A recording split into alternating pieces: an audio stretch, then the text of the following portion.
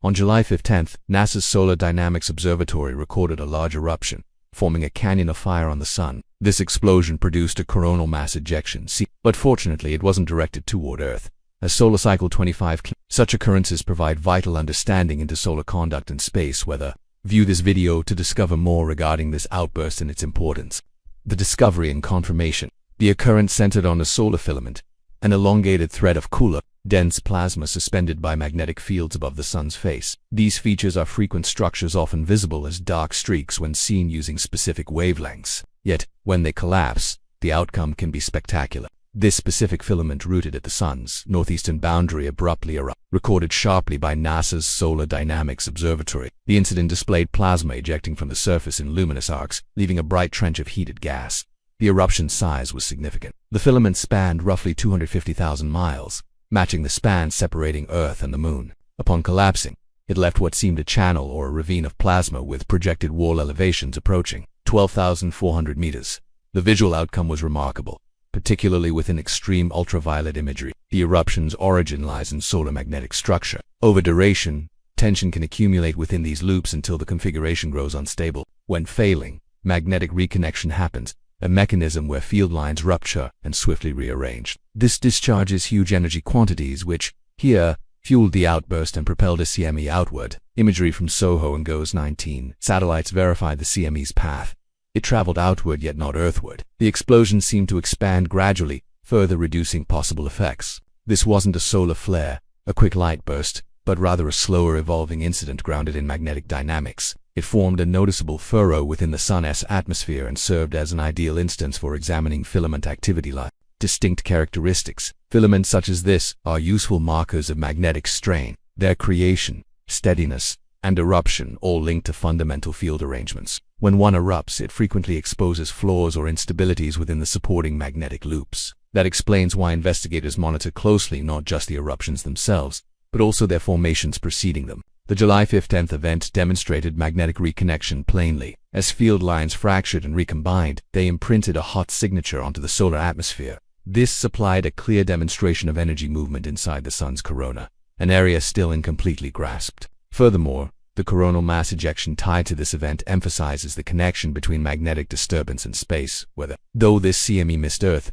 it stresses the need to follow such occurrences. Earth-aimed CMEs can squeeze our magnetosphere, disrupt satellite performance, impair GPS precision, and, in worse situations, spark geomagnetic storms. These tempests can generate currents within power grids and pipelines, causing failures or harm. Every filament outburst in CME provides investigators fresh information to enhance their simulations. Elements like eruption velocity, orientation, and linked magnetic flux enter prediction systems utilized by agencies like NOAA. Enhanced precision within these models is vital as worldwide infrastructure depends increasingly on satellite-dependent technologies. This eruption also belongs within a wider tendency of rising activity. We presently experience solar cycle 25, initiating during 2019 and predicted to peak around 2025 or 2026. The regularity and power of events similar to this should grow over the next year, yielding more chances, yet also more dangers. What scientists are looking for. As solar cycle 25 advances, we're observing increased filament eruptions, solar flares, and researchers anticipate this pattern will persist through at minimum 2026. Our observation abilities have progressed significantly since the early 2000s. Projects like NASA's Solar Dynamics Observatory and ESA's SOHO keep supplying live pictures and magnetic field measurements. Meanwhile, new missions, including NASA's Punch and Parker Solar Probe, are progressing our comprehension of how solar substance travels through space. Punch specifically intends to picture the solar wind three-dimensionally, which could help chart CME configurations as they exit the corona. Parker Probe, conversely, flies nearer the sun than any prior craft, gauging the coronal surroundings immediately. Collectively, these missions establish the groundwork for more predictive rather than responsive space weather modeling. While protocols exist now to handle major events such as redirecting aircraft, deactivating sensitive satellites, or releasing geomagnetic warnings, forecasting stays difficult. Incidents like July 15th's help address deficiencies. They display how rapidly filaments become unstable, how plasma spreads, and how adjacent fields change.